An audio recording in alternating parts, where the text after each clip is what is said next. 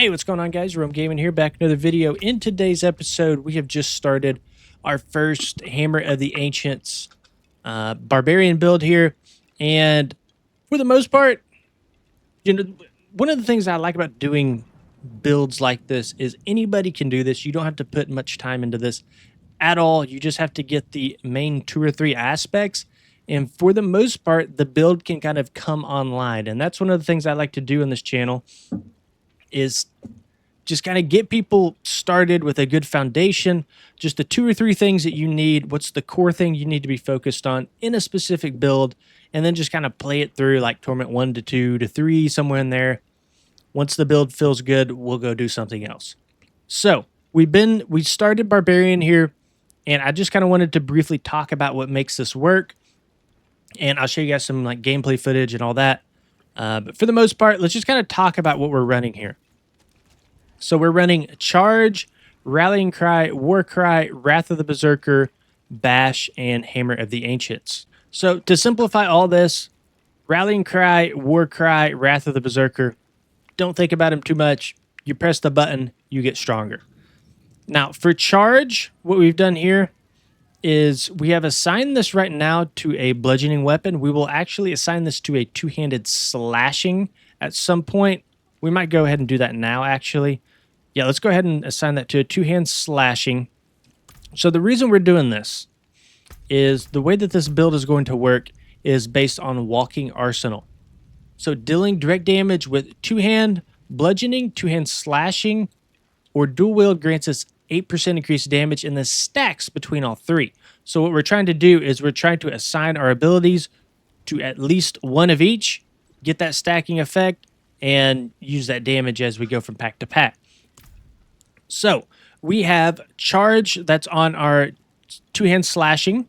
We have Bash that is right now, it's on our Elder Mace of Ancestral Force. And then same thing with our Hammer of the Ancients that is also on our 2-hand mace here. So this is really bad because we don't want these to be on the same weapon, so that because we're missing out on that extra stacking damage. So what we're trying to do now is we're trying to get 2 main hand bludgeoning weapons for dual wield. They have to be bludgeoning to use Bash. So that's what we're focusing on right now, is we're trying to find 2 bludgeoning weapons to assign the skill to, and then we'll leave Hammer of the Ancients on the 2-hand bludgeoning weapon. So that's one thing that we're trying to do, is get that stacking effect through walking arsenal. And another thing that's happening is, since we're going in between Bash and Hammer of the Ancients, if they're on 2 different weapons, we're getting stacks of Furious Impulse here. So each time we swap weapons, we're gaining 6 Fury. So each time we go from Bash to Hammer of the Ancients, Bash to Hammer of the Ancients, we're getting a whole bunch of Fury regenerated. Now the next thing I want to look at is 3 key aspects that you're going to need for this. You could just farm most of these just by playing the game. But the main one here is going to be the Hammer of the Ancients imprint. So Quake Outwards for 28% increased damage. The main reason for this is for the increased area of effect on Hammer of the Ancients. You want to be able to hit more targets with it. So not really for the damage so much, but mainly. And well, also it does, this bonus is doubled against bosses. So a little bit for the damage, but mainly for the area of effect.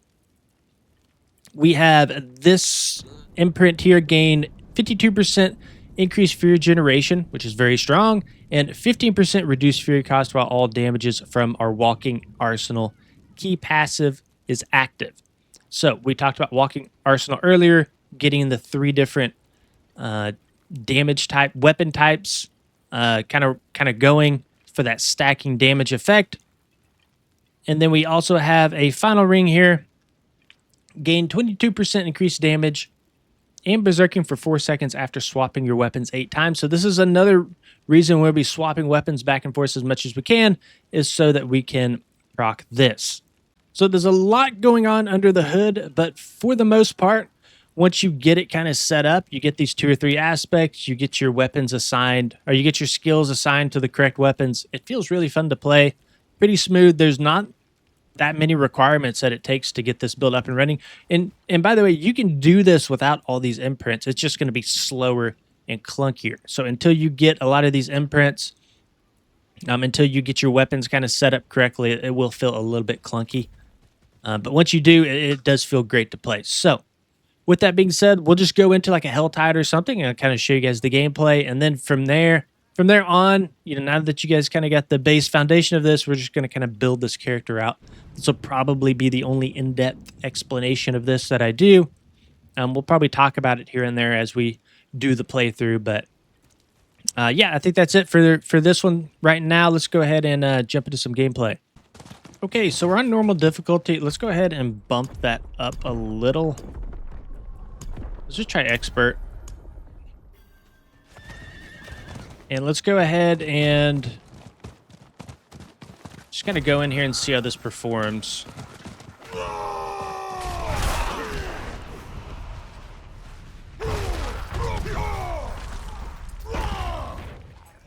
So the main thing that I'm looking at right now is I'm trying to make sure that our Fury generation... Wow, we are lagging hard.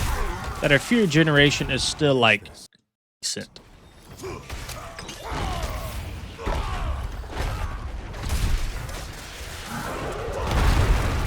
Okay, it seems to be pretty good. Man, what is going on here? Is my options... I think the first time I go into the Helltide every day, it just has to load up or something. I don't know.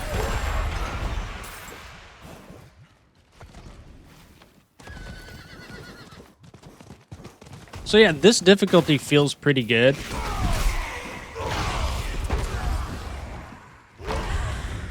So we will probably back out. Let's back out now and let's go into like a Torment 1, something like that. And just see. This might be too big of a jump, to be honest, because we don't have everything that we need. Oh, it would take me here.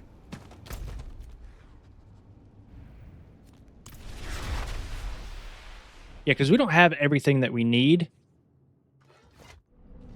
We don't have anything masterworked. We have some tempers in place that are just, okay. But yeah, let's go ahead and bump this up to Torment 1. Let's see how this feels. And mind you guys, we just started this build 1 hour ago, if that. We took off all of our gear. We didn't use any sort of like cheat gear, anything like that. We started this guy with like 2 weapons, whatever you can buy from the vendors. I think it's like rings, amulets, and a couple weapons. So you can get this build up and running in an hour.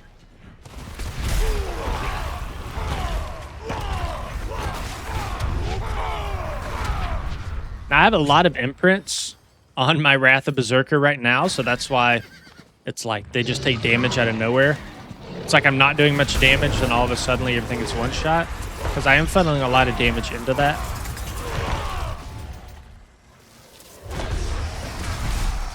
But yeah, I mean, this feels pretty good, to be honest. I'm very, very happy with this.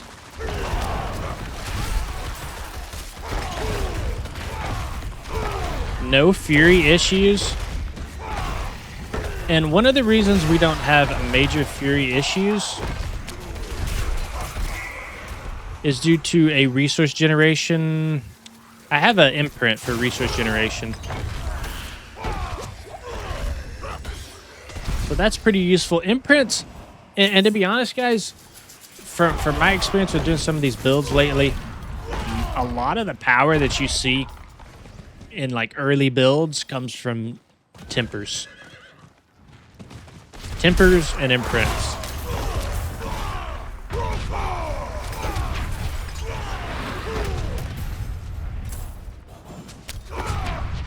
Now you see, we're kind of squishy.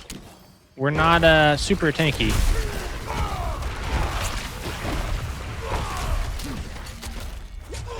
Don't have much regen.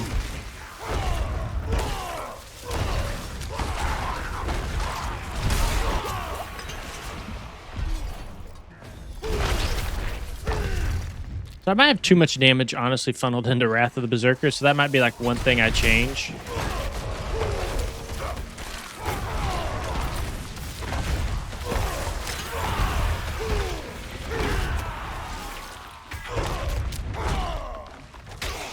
done.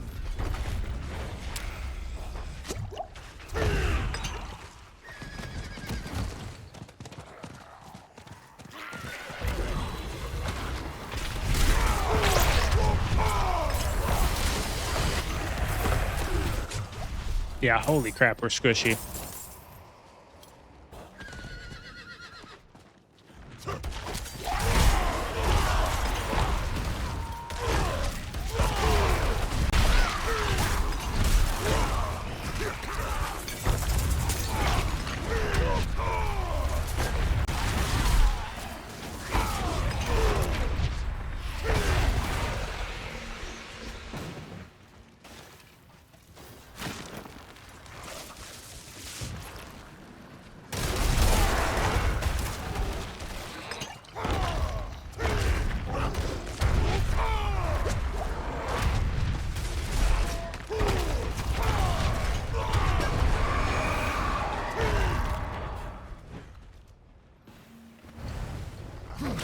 I kind of lagged there. I got stuck.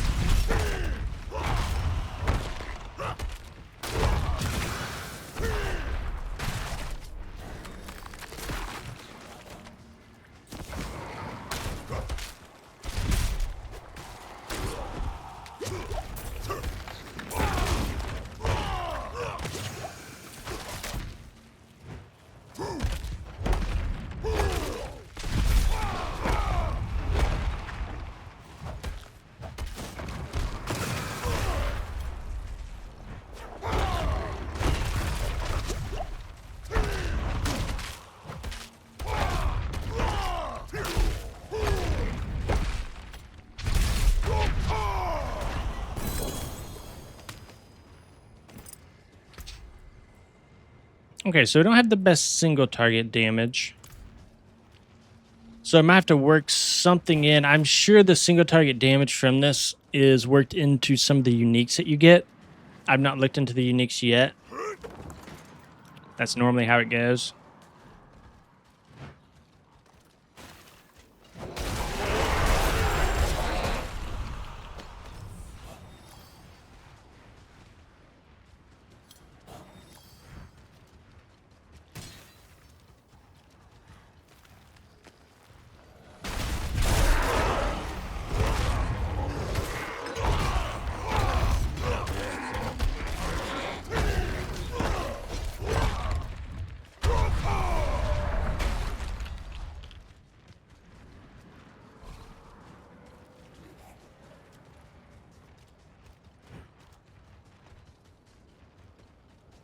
Aha, here they are.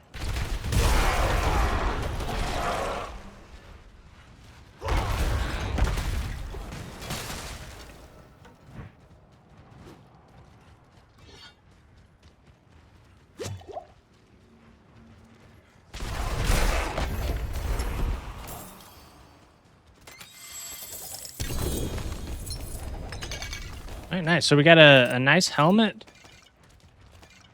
Let's see. I don't know. A lot of these are super bait. Okay, this is a good one. When you gain berserking, while already berserk, you have 50% chance of becoming enraged. Attack speed while berserking, movement speed, yes. So this is really nice. So we're going to take that. Got some ovals. How many ovals do we have? 175. So probably what we should do from here is... Let's see. Let's go spend the rest of these cinders.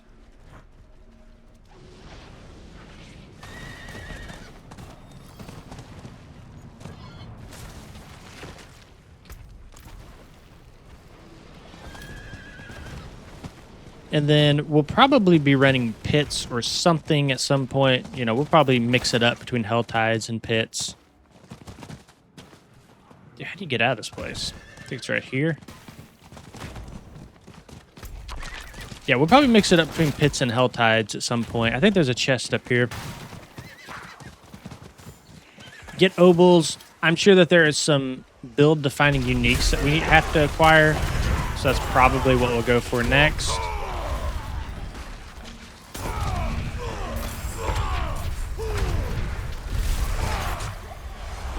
And yeah, this has been a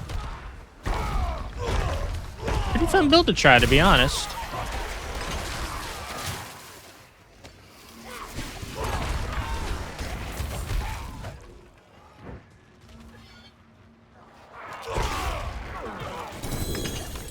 All right, we finally got a decent chest.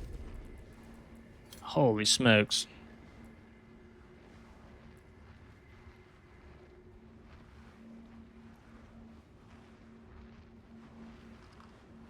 A weapon mastery skill. Okay. Sweet.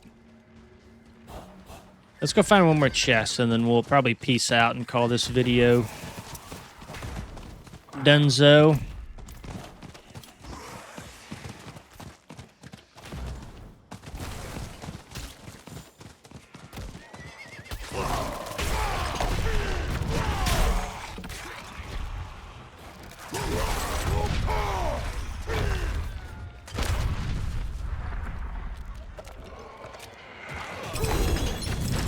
Ooh, ancestral ring? Heck yeah, dude.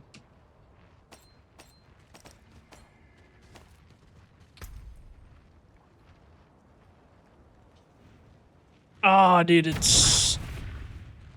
Yeah, this is pretty good. More resist. We can reroll some of the stats on it. Like that cold resist. I don't know if it's better, though, than what we have, to be honest.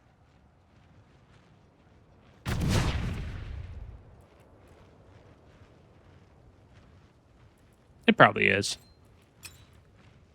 Yeah, we'll probably use that. Okay, let's peace out.